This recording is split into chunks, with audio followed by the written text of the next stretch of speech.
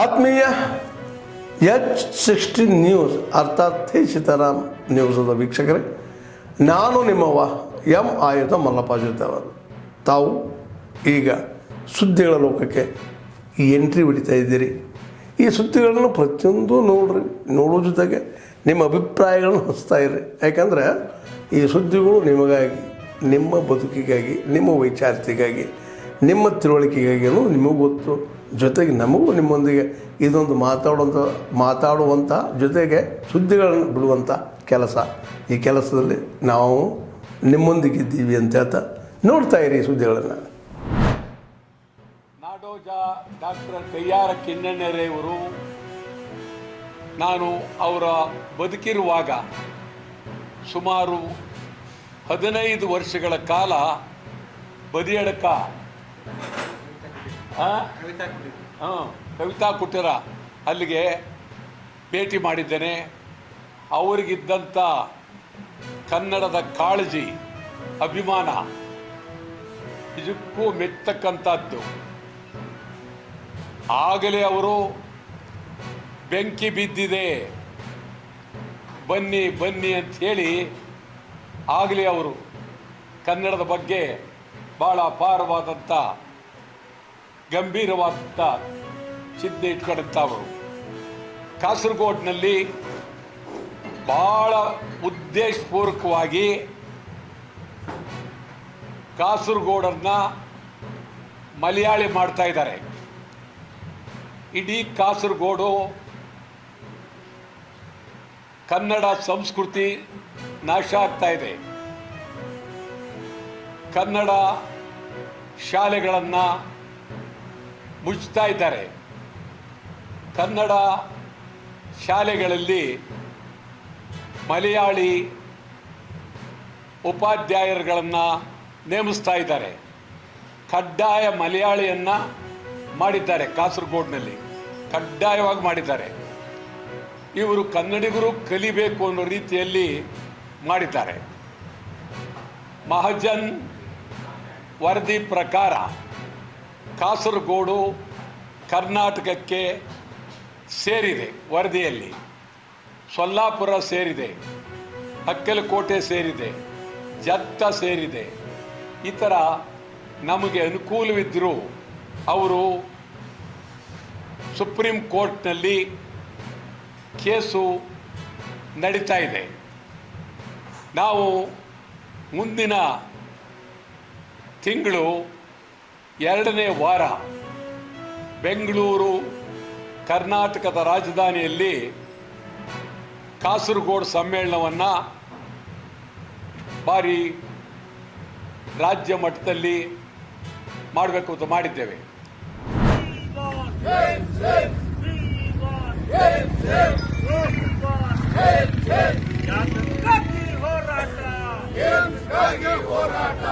ಎಲ್ಲಿಯವರೆಗೆ ಹೋರಾಟ, ಬೆಕ್ಕೆ ಬೇಕು, ಬೆಕ್ಕೆ ಬೇಕು, ಬೆಕ್ಕೆ ಬೇಕು, ಬೆಕ್ಕೆ ಬೇಕು, ನಮಗೆ ಬೇಕು, ನಿಮಗೆ ಬೇಕು, ಅವರಿಗೆ ಬೇಕು, ಇವರಿಗೆ ಬೇಕು, ಎಲ್ಲರಿಗೆ ಬೇಕು, ರಾಜ್ಯರಿಗೆ ಬೇಕು.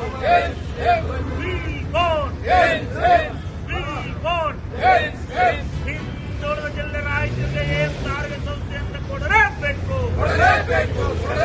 ಮಹತ್ವಾಕಾಂಕ್ಷಿ ಜಿಲ್ಲೆಯಾದ ರಾಜ್ಯಕ್ಕೆ ಸಾರಿಗೆ ಸಂಸ್ಥೆಯನ್ನು ನೀಡಲೇಬೇಕು. ರಾಜ್ಯಕ್ಕೆ ಸಾರಿಗೆ ಸಂಸ್ಥೆಯನ್ನು ಕೊಡಲೇಬೇಕು.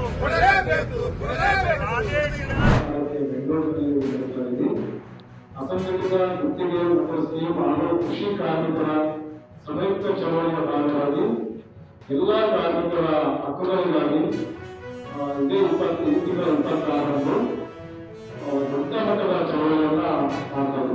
ಯಾಕಂತಂದ್ರೆ ಅಸುರಕ್ಷಿತ ಕಾರ್ಮಿಕರು, ಕಟ್ಟಡ ಕಾರ್ಮಿಕರು ಇರ್ಬೋದು, ಹಮಾಲಿ ಕಾರ್ಮಿಕರು ಇರ್ಬೋದು, ಕೃಷಿ ಕೂಲಿ ಕಾರ್ಮಿಕರು ಇರ್ಬೋದು, ಹೊರ ಗುತ್ತಿಗೆ ನೌಕರರು ಇರ್ಬೋದು, ಇಂತಹ ಕಾರ್ಮಿಕರೆಲ್ಲರಿಗೂ ಕೂಡ ಕನಿಷ್ಠ ವೇತನ ನೀಡದೇನೆ ಸರ್ಕಾರಗಳು ವಂಚನೆ ಮಾಡ್ತಾರೆ. ಹೊರಗುತ್ತಿಗೆ ಕಾರ್ಮಿಕರ ಗಾಡಿಗೆ ಹೊರಗುತ್ತಿಗೆ ಕಾರ್ಮಿಕ ಗಾಡಿಯನ್ನು ನಿಷೇಧ ಮಾಡಿ ಅಂತೇಳಿ ಹಲವಾರು ಹೋರಾಟಗಳನ್ನ ಹಮ್ಮಿಕೊಂಡ್ರು ಸಹಿತ ಸರ್ಕಾರಗಳು ಯಾವುದೇ ರೀತಿಯಿಂದ ಅದನ್ನು ತಡೆಗಟ್ತಾ ಇಲ್ಲ. ಹೊರಗುತ್ತಿಗೆಯ ಹೆಸರಿನಲ್ಲಿ ಕಾರ್ಮಿಕರಿಗೆ ಬಹಳಷ್ಟು ಕಿರುಕುಳವನ್ನು ಕೊಡ್ತಕ್ಕಂಥದ್ದು ಮತ್ತು ಪ್ರತಿ ತಿಂಗಳವರಿಗೆ ಸಂಬಳವನ್ನು ನೀಡದಿರತಕ್ಕಂಥದ್ದು, ಇನ್ನೂ ಅನೇಕ ಸಮಸ್ಯೆಗಳನ್ನ ಅಸುರಕ್ಷಿತ ಕಾರ್ಮಿಕರು ರಾಜ್ಯಾದ್ಯಂತ ಅನುಭವಿಸ್ತಿದ್ದಾರೆ. ಇಂಥ ಸಮಸ್ಯೆಗಳ ವಿರುದ್ಧವಾಗಿ ಸರ್ಕಾರ ಕೂಡಲೇ ಅವುಗಳಿಗೆ ಕ್ರಮ ಕೈಗೊಳ್ಳಬೇಕು ಅಂತೇಳಿ ದೊಡ್ಡ ಮಟ್ಟದ ಚಳವಳಿಯನ್ನು ಮಾಡಿ ಸರ್ಕಾರವನ್ನ ಒಗ್ಗೂಡಿಸಿ ಮತ್ತೆ ಕಾರ್ಮಿಕರಿಗೆ ಸಿಗಬೇಕಾದ ಹಕ್ಕುಗಳ ಪರವಾಗಿ ಹೋರಾಟವನ್ನು ಹಮ್ಮಿಕೊಂಡಿದ್ದೀವಿ.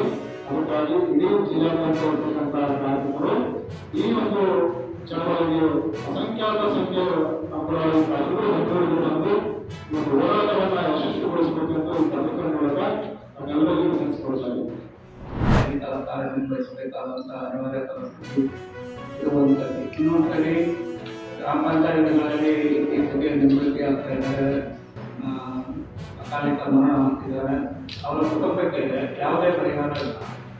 ಬೇರೆ ಬೇರೆ ಇಲಾಖೆಯಲ್ಲಿ ಕೆಲಸ ಮಾಡೋರಿಗೆ ಹಿಡಿದಂತ ಕೊಡ್ತಾ ಇದ್ದಾರೆ, ಕೆಲವರಿಗೆ ಮನಸ್ಸಿ ಪೆನ್ಷನ್ ಅಂತೇಳಿ ಲಂಸಮ್ ಅಮೌಂಟ್ ಅನ್ನು ಕೊಡ್ತಾ ಇದ್ದಾರೆ. ನಾವು 2020ರಿಂದಲೂ ಪೆನ್ಷನ್ ಬೇಕು ಅಂತ ಪ್ರಯತ್ನ ಮಾಡ್ತಾ ಇದ್ದೀವಿ. ಪೆನ್ಷನ್ ಕನಿಷ್ಠ 6,000 ರೂಪಾಯಿ ಉಂಟು ಅವರಿಗೆ ಸಿಗಬೇಕು ಅಂತ. ಫೈನಾನ್ಸ್ ಇಲಾಖೆಗೆ 2021ರಲ್ಲಿ ಫೈನಾನ್ಸ್ ಇಲಾಖೆಗೆ ಹೋಗಿದ್ದಂತ ಇವತ್ತಿನವರೆಗೂ ಅದು ಮಂಜೂರಾತಿ ತಗೊಳ್ಳಿಕ್ಕೆ ಆಗ್ತಾ ಇಲ್ಲ ನಮ್ಮ ಮಂತ್ರಿಗಳಿಂದ. ಹಾಗಾಗಿ ನಮ್ಮ ಮಂತ್ರಿನೂ ಸರಿ ಇಲಾಖೆ ಬಗ್ಗೆ ಗೌರವ ಇಟ್ಕೊಂಡು ಕೆಲಸ ಮಾಡದೇ ಇರೋದ್ರಿಂದ, ನೌಕರರ ಕಷ್ಟಸುಖಗಳಿಗೆ ಸ್ಪಂದಿಸದೇ ಇರೋದ್ರಿಂದ ನಾವು ಇವಾಗ 4 ಪ್ರಮುಖ ಬೇಡಿಕೆಗಳನ್ನು, ಅದರಲ್ಲಿ 17 ಬೇಡಿಕೆಗಳನ್ನು ಪಾಯಿಂಟ್ ಔಟ್ ಮಾಡಿದ್ದೀವಿ. ಈ ಸಲ 4 ಬೇಡಿಕೆಗಳನ್ನು ಪಡ್ಕೊಂಡೇ ಇರಬೇಕು ಅನ್ನೋ ರೀತಿಯಲ್ಲಿ ಒಂದು ಹೋರಾಟವನ್ನು ರೂಪಿಸಬೇಕು ಅಂತೇಳಿ ಅದರ ಭಾಗವಾಗಿ ಕರ್ನಾಟಕದ ಎಲ್ಲ ಶಾಸಕರಿಗೂ ಮತ್ತು ಮಂತ್ರಿಗಳಿಗೂ MLCಗಳಿಗೂ ಮನವಿಯನ್ನು ಈಗ ಆಲ್ರೆಡಿ ಕೊಟ್ಟಾಗಿದೆ. ಇದು ಇತ್ಯರ್ಥ ಆಗದೇ ಇದ್ದರೆ ನಾವು ಡಿಸೆಂಬರ್ 20ರಿಂದ ಬೆಂಗಳೂರಲ್ಲಿ ಅನಿರ್ದಿಷ್ಟ ಚಳವಳಿಯನ್ನು ಮಾಡಬೇಕು ಅಂತ ತೀರ್ಮಾನ ಮಾಡಿದ್ವಿ. ಅವರು ಚಳಿಗಾಲ ಅಧಿವೇಶನ ಬೆಳಗಾವಿಯಲ್ಲಿ ಮುಗಿಸ್ಕೊಂಡು ಬೆಂಗಳೂರಿಗೆ ಬರ್ತಾ ಇರೋ ಹಾಗೆಯೇ ನಾವು ಬೆಂಗಳೂರಲ್ಲಿ ಒಂದು ದೊಡ್ಡ ಚಳವಳಿಯನ್ನು ಮಾಡಬೇಕು. ಈ ಚಳವಳಿಯಲ್ಲಿ ಕರ್ನಾಟಕದ ಮೂಲೆಯಿಂದ ಎಲ್ಲ ಗ್ರಾಮ ಪಂಚಾಯತ್ ನೌಕರರನ್ನ ಪಾಲ್ಗೊಳ್ಳುವ ರೀತಿಯಲ್ಲಿ ನಾವು ಒಂದು ರಾಜ್ಯದ ಪದಾಧಿಕಾರಿಗಳು ಪ್ರಯತ್ನ ಪಡಬೇಕು ಅಂತೇಳಿ ನಿರ್ಧಾರ ಮಾಡಿ ಈ ಅನಿರ್ದಿಷ್ಟ ಚಳವಳಿಯಲ್ಲಿ ಗ್ರಾಮೀಣ ಜನರಿಗೆ ಏನು ಮೂಲಭೂತ ಸೌಕರ್ಯಗಳು ಸಿಗಬೇಕಾಗಿದೆ ಅದು ಸಿಗದೇ ಇರಬಹುದು. ಯಾಕಂದರೆ ಕುಡಿಯೋ ನೀರು ಇರ್ಬೋದು, ಟ್ಯಾಕ್ಸ್ ಕಲೆಕ್ಷನ್ ಇರ್ಬೋದು, ಅಥವಾ ಬೀದಿ ದೀಪದ ವ್ಯವಸ್ಥೆ, ಚರಂಡಿ ವ್ಯವಸ್ಥೆ, ಆಮೇಲೆ ಕಸ ವಿಲೇವಾರಿ, ಈ ಥರದ್ದೆಲ್ಲ ಹಲವಾರು ಕೆಲಸಗಳು ಗ್ರಾಮ ಪಂಚಾಯತಿ ಮಟ್ಟದಲ್ಲಿ ನಡೀತವೆ. ಆದ್ಮೇಲೆ ಎಲ್ಲ ಸುದ್ದಿಗಳನ್ನು ನೋಡಿದ್ರಲ್ಲ, ಏನು ಅನಿಸ್ತು ನಿಮಗೆ? ಇದರಲ್ಲೇ ನಿಮ್ಗೆ ಲೈಕ್ ಆಗಿರ್ಬೋದು, ಡಿಸ್ಲೈಕು ಆಗಿರ್ಬೋದು, ಕಾಮೆಂಟ್ ಬೇಡಪ್ಪ ಅಂತೂ ಅನಿಸಿರ್ಬೋದು, ಕಾಮೆಂಟ್ ಮಾಡಬೇಕಪ್ಪ ಅನಿಸಿರ್ಬೋದು, ಶೇರ್ ಮಾಡಬಾರ್ದಪ್ಪ ಅನಿಸಿರ್ಬೋದು, ಅದು ಮಾಡಬೇಕು ಅನಿಸಿರ್ಬೋದು. ಏನಾದರೂ ಆಗಲಿ ಶೇರ್ ಮಾಡ್ತಾಯಿರಿ, ಈ ನ್ಯೂಸ್ಗಳನ್ನ ಹಂಚ್ತಾ ಇರಿ, ಜೊತೆಗೆ ಇದಕ್ಕೆ ಸಬ್ಸ್ಕ್ರೈಬ್ ಆಗ್ತಾಯಿರಿ ಅಂತ ಹೇಳ್ತಾ H16 ನ್ಯೂಸ್ ಅರ್ಥಾತ್ ಹೇ ಸೀತಾರಾಮ್, ಇದು ಸತ್ಯದ ಕೈಗೆ ನಡಿ. ವಂದನೆಗಳು.